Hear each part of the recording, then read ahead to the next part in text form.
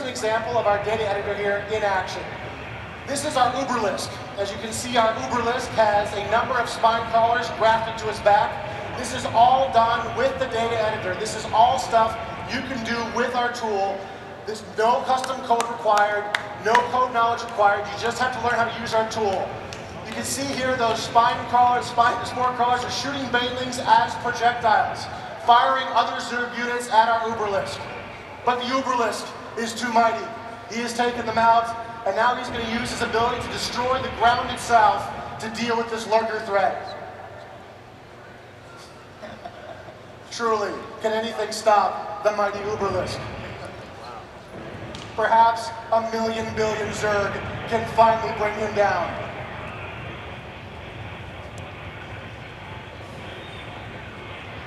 But even as the Uberlisk dies, he will give off a blast of sound energy, destroying his opponents. That's all done with the data editor. Justin Kinclich, one of our best data guys, put this together, including the map, in about a day and a half. Now, Justin is obviously an expert at using this tool, but we've seen time and time again that our fans just have an incredible passion for this game, and they do things that we could not possibly imagine once the game gets into their hands. So here's another map put together. It starts to look like a regular map, but suddenly we find ourselves, what's this? A third-person action game. So we've got a ghost character here, moving through the environment, and I'm using my mouse and keyboard to control this ghost. Well, actually, I'm just using my keyboard right now, but just yesterday, the engineers put in support for mouse look. It's not in this build here, but at some point, you'll actually be able to move where you want to look and aim your weapons using the mouse, just like you would with a third-person action game.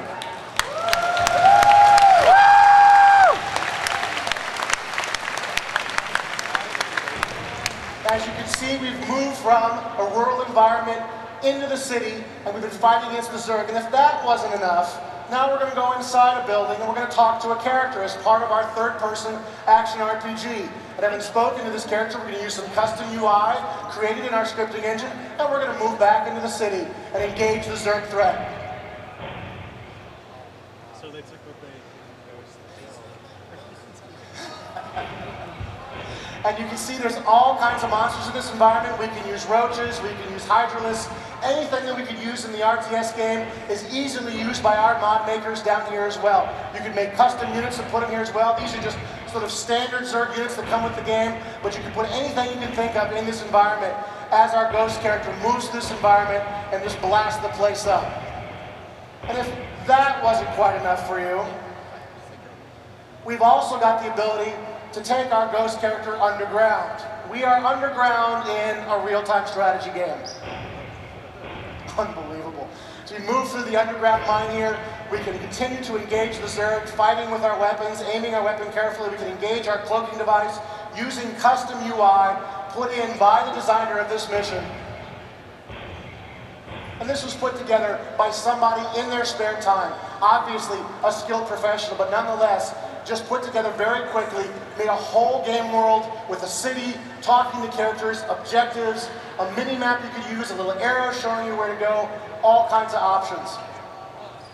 The last thing I'd like to show you here today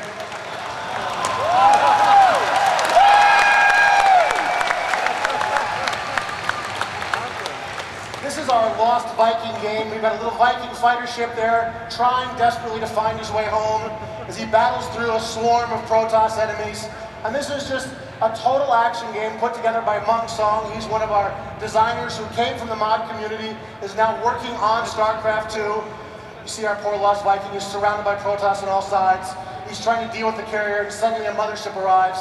You notice there's some custom UI there at the top. At the top right, there is a green boss bar in play there that will tell us how quickly we're damaging this unit. The mothership has a bunch of special abilities. There really is, as far as we know, not a lot of limits to what these players will be able to do with this engine.